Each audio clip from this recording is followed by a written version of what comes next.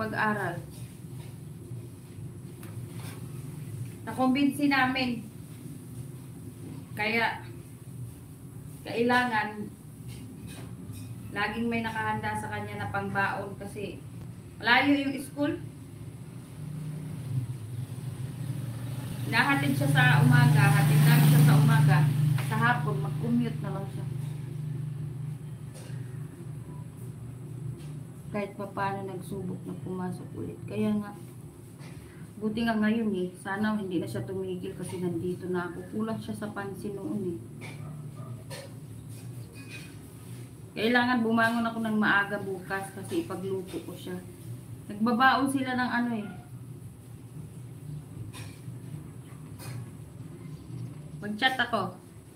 Hoy! Ba't ka pumasok? Naka-live ka.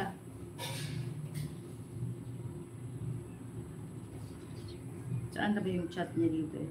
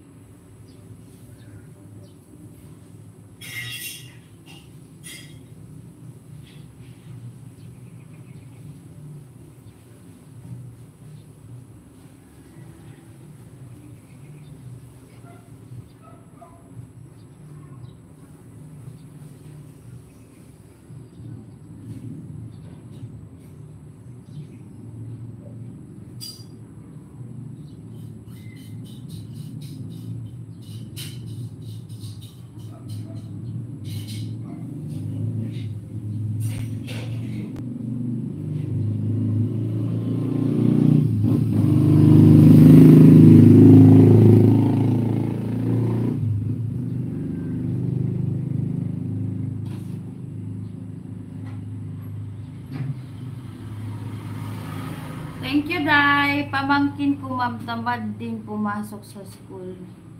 Please connect to Regina. Buti nga anak ko masisipag pumasok talaga kaya natutuwa ako sa kanila ng sobra. Oo nga. Please translate in English. We are talking about my son, that my son started to go to school today.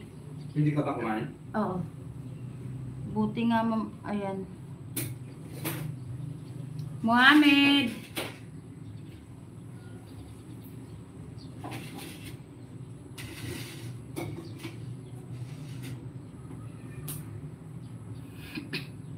Yeah. Kaya nga, ano, ang swerte mo rin, Mama Ellen. Tawag-tawag lang ako. Excuse me. Hugugas mo na ako ng kamay. Kakain ako. Yung isa kong anak, kumbinsihin ko rin yun. Na magtisda. Gusto namin siya ipasok sa Navy ba?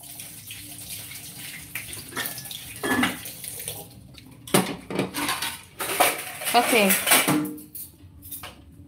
may nag-alok sa amin ba na ipasok siya sa Navy mag-training. Magbabayad lang kami ng 30K.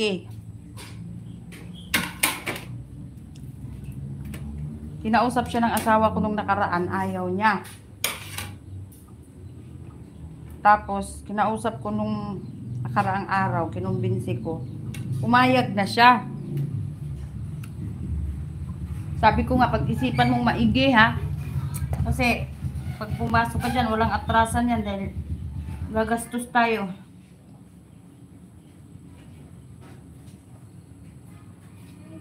Oo nga. So, what happened to your son? He's in school right now. I am very thankful. I'm just happy because my son decided to go to school, to go back to studying. Ika na na. Bitin mo na lang. That's what we're talking about. Happy siya vlog. Kain, Mama Ellen. Wow.